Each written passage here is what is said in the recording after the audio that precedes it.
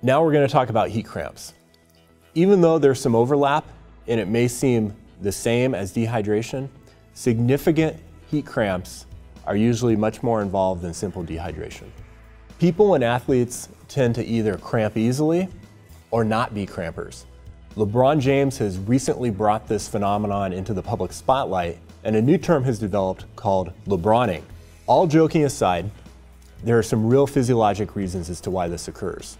Contrary to popular belief, muscle cramping has a lot less to do with potassium and eating enough bananas than it has to do with the regulation of salt or sodium in your body. So let's set the bananas aside and talk about salt. When we sweat, we all lose some salt, or what's known as sodium chloride, in each drop of sweat. Based largely on genetics, there's what's known as high salt sweaters or low salt sweaters. High salt sweaters will typically have up to 4 times the amount of salt in each drop of sweat, versus low salt sweaters hardly have any. So, what does this mean? It means that somewhere between 1 in 10 and 1 in 20 people are genetically programmed to be recurrent crampers and will cramp more easily when exposed to the same environmental stressors as other athletes. This will usually manifest itself with intense activity lasting more than 2 hours, and will also be more prominent when temperatures are high and sweat losses are the highest. It can also happen more slowly in tournament settings when you have back-to-back games, especially when you're playing multiple days in a row and you aren't replenishing your needs each day.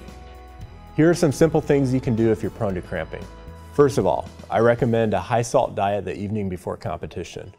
I usually recommend drinking a lot of V8 juice or having canned soup such as Campbell's soup. Finally, if you do start to cramp, we recommend mixing 1 teaspoon of salt with 16 ounces or 2 cups of Gatorade or sports drink, just like this. That would be the equivalent of half a standard bottle of Gatorade mixed with 1 teaspoon of salt. After this initial bolus, we recommend drinking regular sports drink, such as Gatorade or Powerade, on a regular basis to maintain hydration. I hope this helps. Enjoy the Volleyball Festival and keep life in motion.